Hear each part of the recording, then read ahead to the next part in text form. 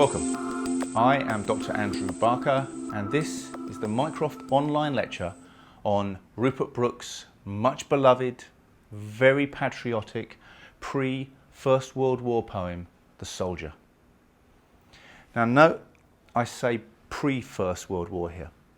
The Soldier is written in 1914, and the bloody carnage of the trench warfare, the senseless waste of life, the attendant horrors of that particular conflict have not been made apparent to either the British public or those who are doing the fighting or those who are reporting and writing on the fighting. That hasn't really happened at the point when Rupert Brooke gives us this poem, The Soldier.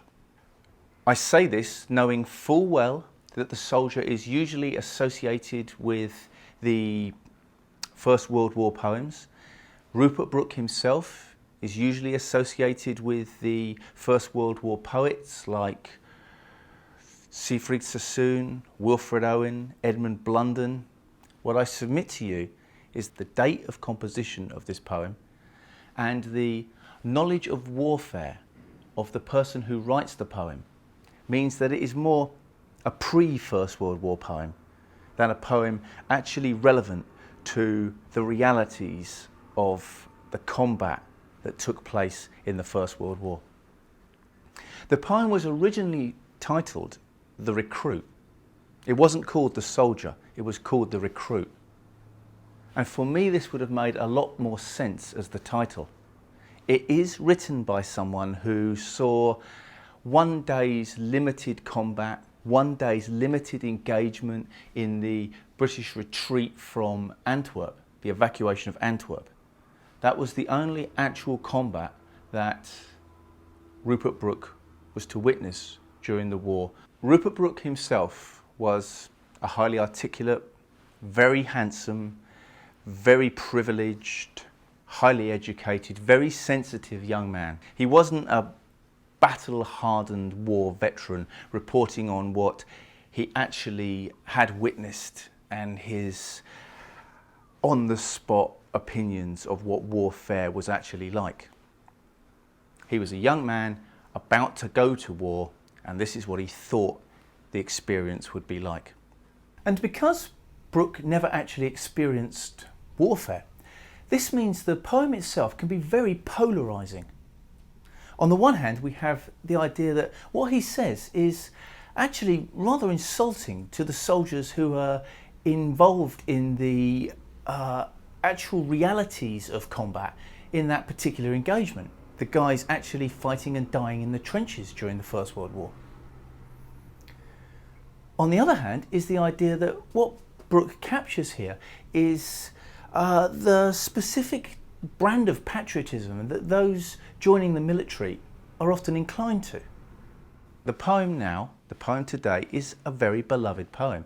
It is often read out at the funerals as a eulogy for departed soldiers, even to this day. And there is something in the poem that appeals to the British character. The poem itself is very beautifully constructed. It is a very beautiful poem. But whether those eulogising their departed or choosing to be eulogised with these words fully understand the complexities of this poem, I may question.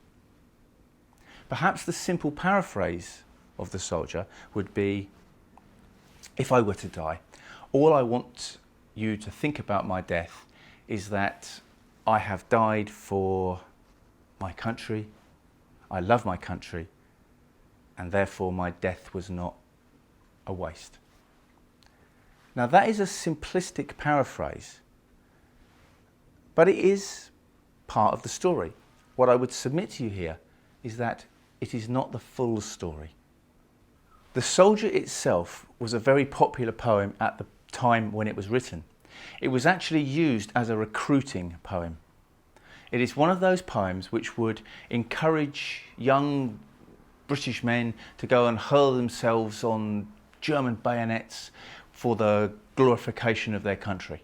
There was a war going on, and this is the type of literature that a government wants to promote in order to rouse an army, to gather the working men of England behind one cause, as if they're going to go out to war and they know why they're going to do it. That much about the poem is not in doubt. The poem was, perhaps even still is, a recruiting poem for the British, or more specifically English, military. But what is the poem actually saying? In this Mycroft online lecture, I'm going to give you two different readings for the poem's second stanza. The first one of these readings is what we would call a postcolonial reading. And the postcolonial reading would seek to demonstrate, indeed would seek to prejudice, presenting the poem as one that has absolute imperialist leanings. This will be a reading that will concentrate as much as we can on noticing the imperialistic leanings of the poem. The second reading I will give you is one which sees the poem more as a love poem of a very love-struck young man. A love poem to England, in fact. And I'll present these arguments as best I can for both of these type of readings, and at the end we'll look at which one is the most convincing to us. And remember, the way we look at this, what I say here, has to be justified by the actual words Rupert Brooke wrote. So I'll read the poem through, and then we'll set about the line-by-line analysis of this poem. The Soldier by Rupert Brooke. If I should die, think only this of me, that there's some corner of a foreign field that is forever England. There shall be in that rich earth a richer dust concealed, a dust whom England bore, shaped, made aware, gave once her flowers to love, her ways to roam, a body of England's, breathing English air, washed by the rivers, blessed by sons of home.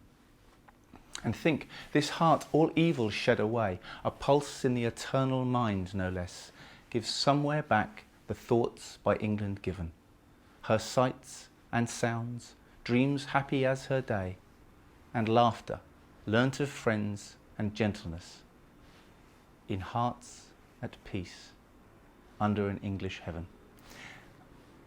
It's a beautiful sounding sentiment, but with the line-by-line analysis that we're about to do, let's see if, once we fully understand the poem, the reality of what the poem is saying is still as beautiful to us. Now, to analyse The Soldier, the way I'll do it, I'll look at the opening 8 lines, the opening octet of the poem, and then I'll look at the final 6 lines later on. Rupert Brooke tells us this: if I should die, think only this of me, that there's some corner of a foreign field that is forever England. What he's saying there is, if I die, all I want you to think about my death is that there will be a place in another country that will always be England.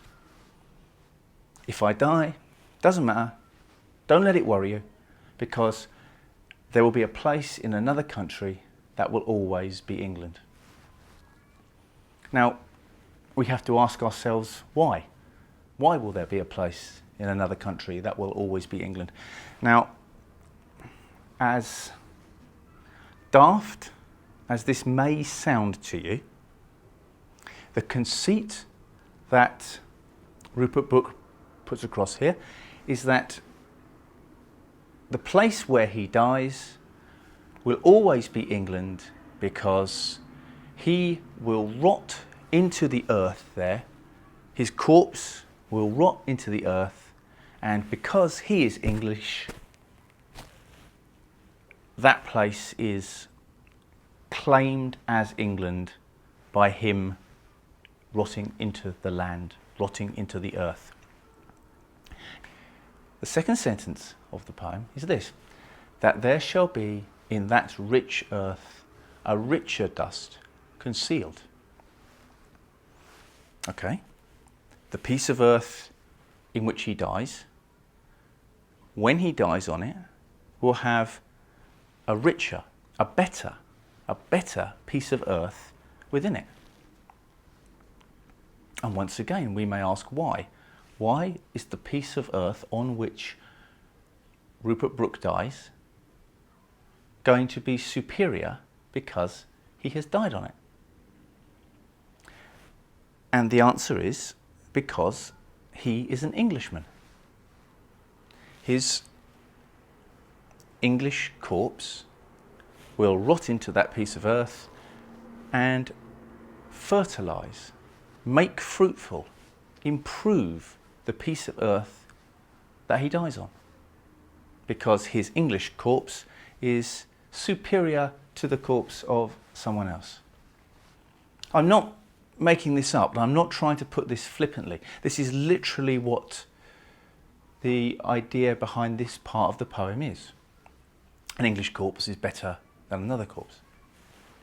And he explains this to us specifically, that there shall be in that rich earth a richer dust concealed, a dust whom England bore, shaped, made aware, gave once her flowers to love, her ways to roam, a body of England's breathing English air, washed by the rivers, blessed by sons of home. And what Brooke is telling us here is that his corpse, his English corpse, will be superior as a fertiliser because he was born in England, a dust whom England bore. He was shaped and made aware in England, meaning he was educated in England. His body is a body of England's. It grew breathing English air. It was washed by the rivers of England and blessed by the sun that shone on England. And all of those experiences that made him an Englishman made for a corpse that will improve the land on which he passes away. Now, there are 4 things which are going on in the opening 8 lines of this poem that I think it's worth bringing your attention to. One I quite like is the line, the ways to roam. England gave him English ways to roam. And I think we can see that in 2 different ways. One is that he had English ways to roam, ways being the highways and byways of England. And as a young man, he was able to traverse the roads, the highways and byways of England. He was able to walk around England. Certainly that's one way of looking at it. I think another way you could interpret that line that's quite nice is that he had English ways, not as roads, but ways meaning experiences. He had English experiences to explore. So ways to roam can mean he had the roads of England to walk around, but it can also mean that he had the experiences of England to explore, which he did explore and helped make him the person that he actually is. What I think we also need to understand in this first stanza is this whole idea of the soldier dying and being seen as a fertiliser. Rupert Brooke's The Soldier is not the first poem to explore this particular idea. There was what we must call an anti-war poem written by Thomas Hardy in 1899 called Drummer Hodge. This is a poem written some 15 years before The Soldier is written about the military, and listen to this conceit that Thomas Hardy puts in the poem. Drummer Hodge. They throw in Drummer Hodge to rest, uncoffined just as found. His landmark is the Cobchy crest that breaks the veld around, and foreign constellations west each night above his mound. Young Hodge the drummer never knew, fresh from his Wessex home, the meaning of the broad Carew, the bush, the dusty loam, and why uprose to nightly view strange stars amid the gloam. What Hardy's telling us here is that Drummer Hodge has come from Wessex and he has died in Africa under a foreign sky. The third stanza is the one which is especially relevant to us when we look at this poem. The third stanza is, "Yet portion of that unknown plain will Hodge for ever be. His homely northern breast and brain grow to some southern tree, and strange-eyed constellations reign, his stars eternally." Thomas Hardy's problem with Drummer Hodge's situation is that he has been taken from Wessex and died on the plains of Africa, and that the waste of life there is increased by the fact that this young English boy will rot into the sands or fields of Africa. Yet portion of that unknown plain will Hodge for ever be. His homely northern breast and brain grow to some southern tree. Hodge will fertilise a tree in Africa. So, for me, there seems to be in Rupert Brooke's highly patriotic recruiting poem, The Soldier, an element of what we now call writing back in the way he opens his poem. Writing back is to take an established narrative and write something that questions it or contradicts it. Rupert Brooke's "If I should die, think only this of me," that there's some corner of a foreign field that is forever England, seems to be saying, look, I don't care if I die in a foreign field. I'll be proud to, because that piece of field will always be England. It seems to me to be writing back against Thomas Hardy's conceit that it is a tragedy that Drummer Hodge will die in a foreign land and strange-eyed constellations will reign his stars eternally above him. He won't know where he is. The third thing I'd like to mention about that opening 8 lines, it's the idea of sons of home.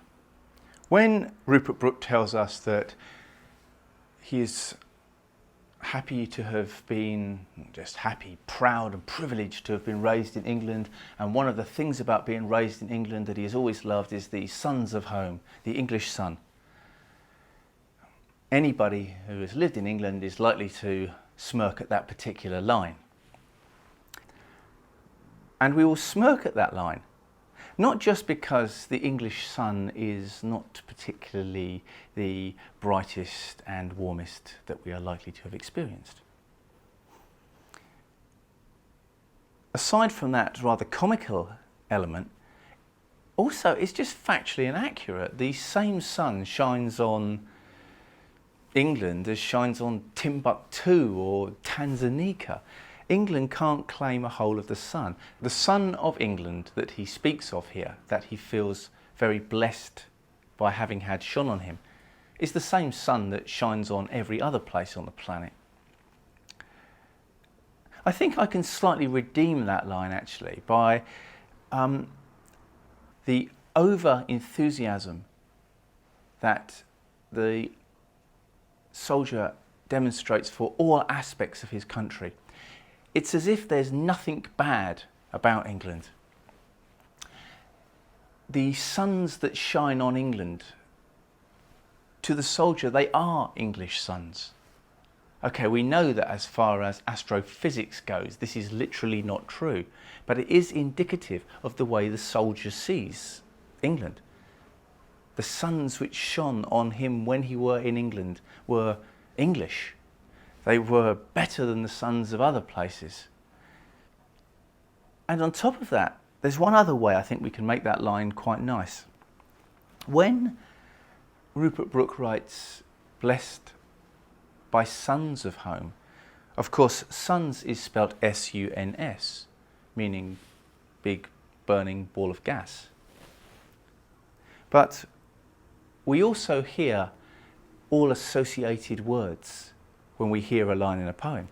So S-O-N-S, the sons of England, is something we also hear at the point when Rupert Brooke says he was blessed by the sons of home. And don't we hear in that line, England is blessed by her sons, of whom the soldier is of course one. England is blessed by the sons of England, S-O-N-S of England. That sentiment that I'm giving you there is certainly not out of place within the rhetoric of this poem. And we can have it both ways. Obviously, the one we can't deny is that Brooke is saying he felt blessed by the sons of England, S-U-N-S. But we can also bring into that, if we want, S-O-N-S, the sons of England, who are the friends, the people he grew around, the fellow soldiers who bless England and are willing to, almost keen to, lay down their lives for their country. The fourth thing I want to bring attention to from this opening part of the poem, it's the use of the word dust. There shall be in that rich earth a richer dust concealed, a dust that England bore, shaped, made aware. Dust has a specific biblical connotation. God, Yahweh, Jehovah, creates Adam out of dust. He says, "From dust you come, to dust you will return." That is a specific line from the Bible. From dust you come, to dust you will return. That is the line that Philip Pullman makes such wonderful use of in his Dark Materials trilogy. But here, the use of dust rather than, say, mud. There shall be in that rich earth a richer mud concealed. And dust gives the poem a specific and unavoidable biblical allusion.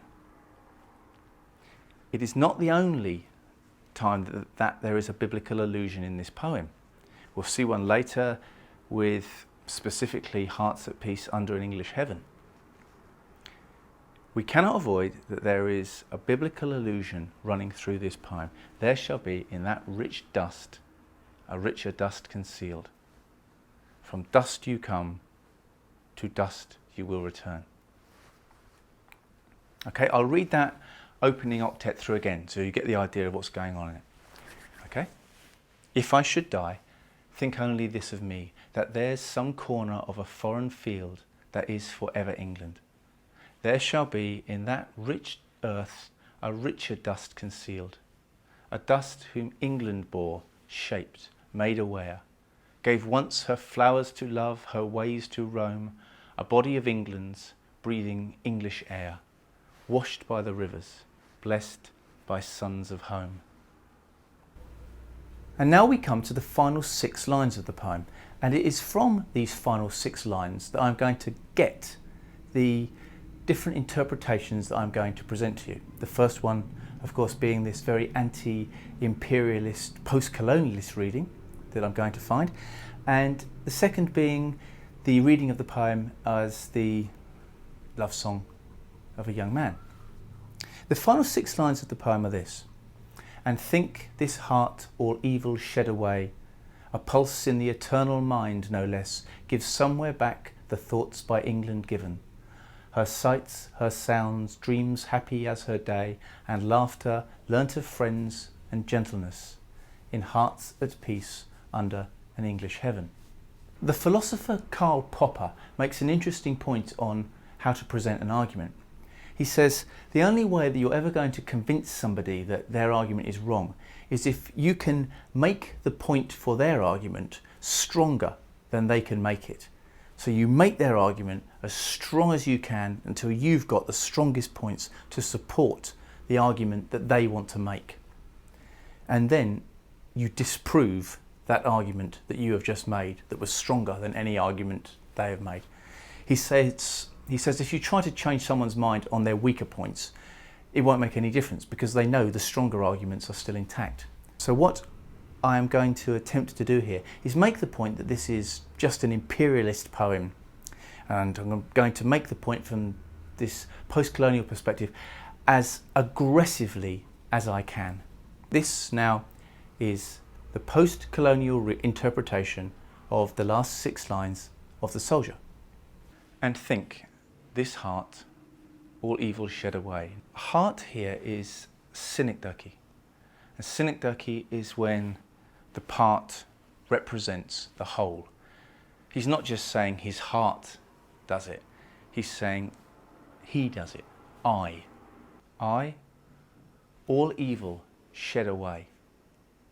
And think this heart, all evil shed away. There's 2 ways we can look at that. Let's look at it the nicest way we possibly can. And think this heart, all evil shed away. He's saying, there is no evil in my heart. I am a very good person. And think this heart, all evil shed away. Can that not also mean I kill evil people? He is a soldier after all. And the sentiments of a 1914 British soldier, I don't think to believe that you killed evil people would be an alien sentiment to someone engaging in military combat at that time. And think, this heart, all evil shed away. A pulse in the eternal mind, no less. Eternal means lasting forever. It's the mind that lasts forever. Well, surely that's God. We've already had the biblical allusion from dust you come, from dust you will return. So I don't think it's too much of a stretch to see the eternal mind here as God. And think this heart, all evil shed away, a pulse in the eternal mind, no less. If I want to make that sentiment sound as brutal as I can, surely and think this heart, all evil shed away, a pulse in the eternal mind, means I kill people for God.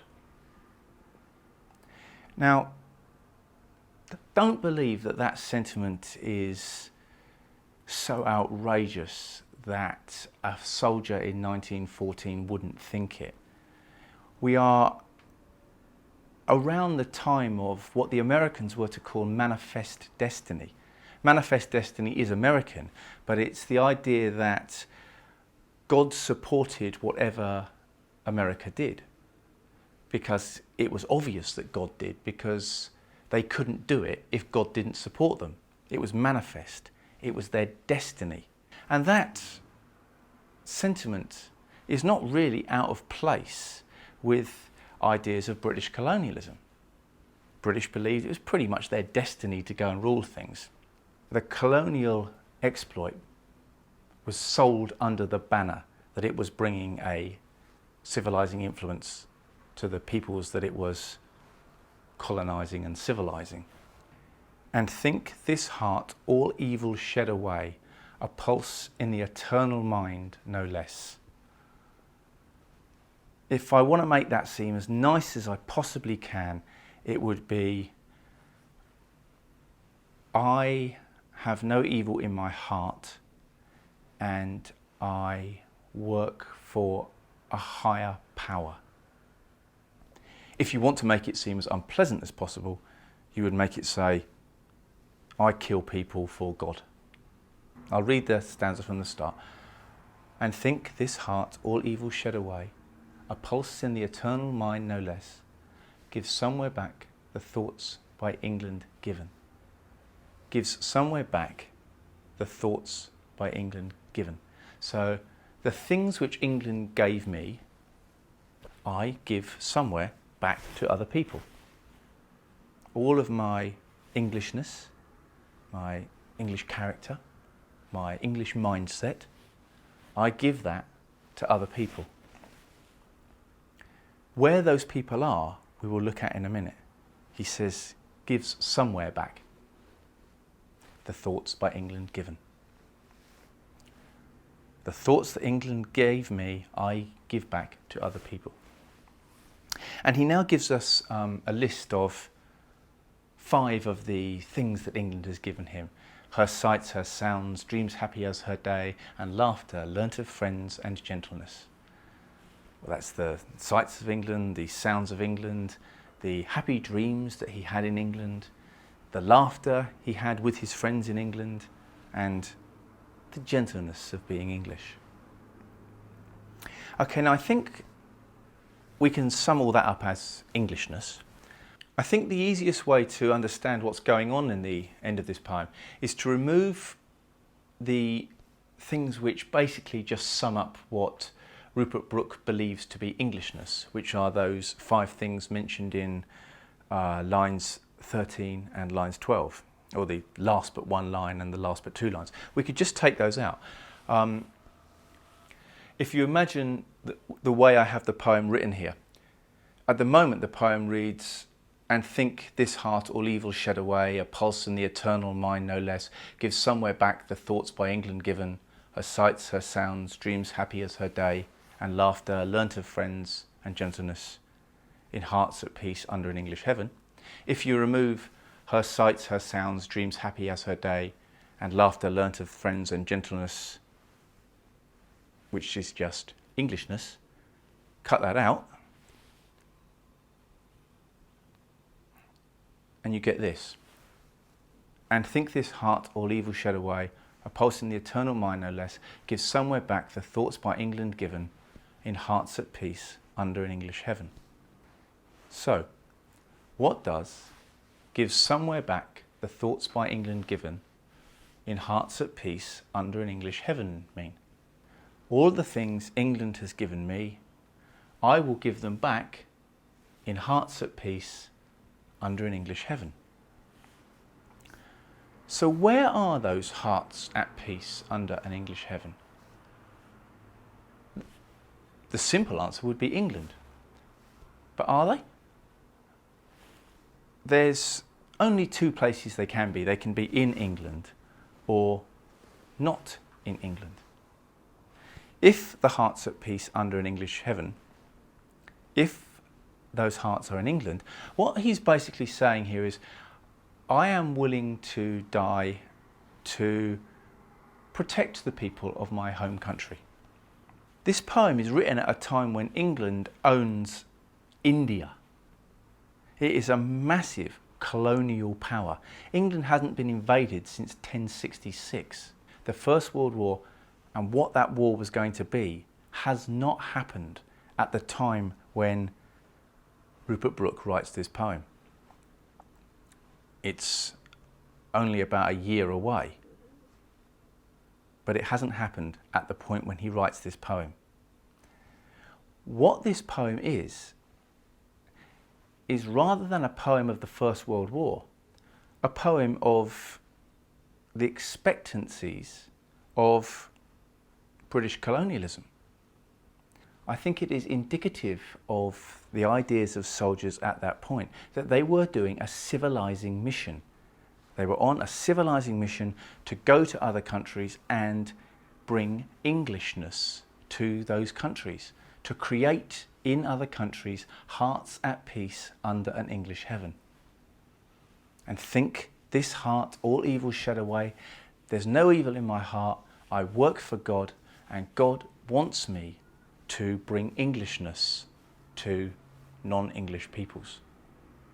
So that was the post-colonial reading of the last 6 lines of The Soldier, the reading that seeks to relate the last 6 lines to the imperialism of its time, or of the time when the poem was constructed, in the most aggressive way possible. And I would be loath to say that that reading has no worth. I think there is a lot of truth demonstrated in the reading that I've just given you. But I also believe that that reading overstates the case. And let me demonstrate why. Let's have a look at the opening line of that sestet, and think this heart all evil shed away.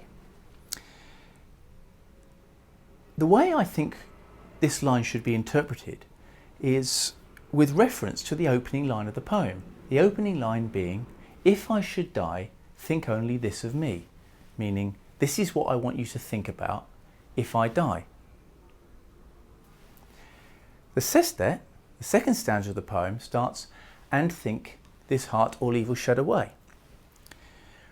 What Rupert Brooke is saying here is, here is another thing I want you to think if I die. Think only this of me and think this as well. Okay? If I should die, think there is some corner of a foreign field that is forever England. But also think, this heart, all evil shed away, a pulse in the eternal mind no less, gives somewhere back the thoughts by England given. Now, this slightly changes, in fact this very much changes the imperialist connotations of the last line of the poem. What Rupert Brooke is saying is, and think, this heart, all evil shed away, because this is another thing he wants you to think about once he is dead. He is not telling us what he is doing while he is still alive, as the postcolonial reading that I have just given you would seek to demonstrate. He starts off then. Another thing I want you to think about if I die is this heart, all evil shed away, a pulse in the eternal mind no less. I have become a pulse in the eternal mind. He's not saying I work for God, I do God's will in my soldiering. He is saying now that I am dead, I have become a pulse in the eternal mind. I have become one with God, or one with Gaia, if you want to use a modern terminology that I quite like. And think, now I'm dead, this heart has no more evil in it, which then suggests that he acknowledges that the act of soldiering is an evil. There is no more evil in his heart because he is dead and he is no longer soldiering. So when Brooke tells us that he gives somewhere back the thoughts by England given, what follows is a list of 5 things that he gives back to the eternal mind, which came from England. These things are her sights and sounds, dreams happy as her day, laughter learnt of friends, and gentleness in hearts at peace under an English heaven. Gentleness in hearts at peace under an English heaven is one of the things that he gives back somewhere. Even with the best will in the world, we can't claim that he's not attempting to colonise the 6 feet in which he dies. That piece of land in which he dies will still be forever England. But I think it's vastly overstating the case to say that the poem claims that where he dies, everywhere behind it will be a piece of England. The only piece of England that he is claiming is the place on which he dies, which will be infused by her sights and sounds, dreams happy as her day, and laughter learnt of friends, and gentleness in hearts at peace under an English heaven. So the English heaven that we made such a big deal of in the postcolonial reading is merely the place where he was when the things which will fertilise the soil of the foreign land were given to him. I can't help thinking that some of this confusion comes about due to the way the stress falls on that opening line of the sestet, and think, this heart all evil shed away. The iambic stress which it falls on would normally be, and think this heart all evil shed away. But that isn't the way that it needs to be read. It needs to be read as, and think this heart all evil shed away. It's quite an interesting difference, isn't it? If you hear the line with the traditional iambic stress, it's, and think this heart all evil shed away. But no, the and needs to be stressed because he's telling us that what follows is another of the things he wants you to think about if he dies. Note, incidentally, in this poem how often England itself is mentioned and the absolute awe with which England is seen by the soldier of this poem. If he dies, it will be for the glorification of England. It will be a wonderful thing for the piece of land that he dies on to have his body, blood and bones seep into it. If you've ever seen Blackadder Goes Forth, he always reminds me of Lieutenant George in it. You know, the guy who doesn't seem to understand that by the time he actually gets out into the thick of the warfare, it's going to be absolutely awful. He seems to think at the point when he goes out there, it's going to be like some extended game of rugby, that England is an absolutely unimpeachable, wonderful place. He can see no wrong in it, and he is absolutely glad to lay down his life and feels privileged to do so for the betterment of that land. The poem itself is a sonnet. It's a 14-line poem written in iambic pentameter. Iambic pentameter is a 10-syllabled line with 5 alternate stresses. Dee-dum, dee-dum, dee-dum, dee-dum, dee-dum. If I should die, think only this of me, that there's some corner of a foreign field, that is for ever England there shall be. In that rich dust, a richer dust concealed. That's iambic pentameter, and we respond to iambic pentameter because one of the theories is we are conditioned to by our mother's heartbeat. At the point when we are born, we've heard da-dum, da-dum, da-dum, da-dum, da-dum, da-dum for 9 months. So when poets put lines together in perfect iambic pentameter, we respond to it. This being a sonnet and an accomplished sonnet, I think we can't avoid the fact that this is a sonnet to England. This is a love poem to England. The sonnet is the go-to guy for love poetry. It's the go-to poetic form if you want to write a love poem. Not all sonnets are love poems and not all love poems are sonnets, but the very fact that Shakespeare wrote 154 sonnets, all of which are love poems, gives it a great deal of credibility. This particular sonnet, incidentally, is a Petrarchan sonnet, a version of a Petrarchan sonnet. It has an octet, the first 8 lines, and a sestet, the final 6 lines, in the classic example of the Petrarchan sonnet. This love poem to England was used as a recruiting poem to get young boys to go and fight in the First World War. And it was very successful. It was read out in Westminster Abbey. Winston Churchill was involved in the promotion of the poem itself. It was the poster child for the early years of that horrific, tragic conflict. It's still possible to read this poem whereby the message of it is, I love my country very much. I would be willing to lay down my life for my country because of the privileges that being English has afforded me. And I would be willing to lay down my life to pass on those privileges to other people. It is still possible to read that poem in that way. My problem with it is that as a war poem, it is not written by someone who experienced warfare. I'll read the poem out to you now one more time, and then I'll read a poem by Wilfred Owen, one of the war poets. This poem I'm going to read out is Wilfred Owen's Dulce et Decorum Est, and this is the poem by the guy who actually experienced the horrors of warfare. So, a final reading of Rupert Brooke's The Soldier.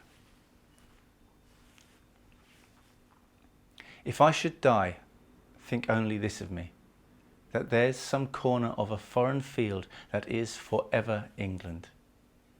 There shall be in that rich earth a richer dust concealed, a dust whom England bore, shaped, made aware, gave once her flowers to love, her ways to roam, a body of England's breathing English air, washed by her rivers, blessed by sons of home.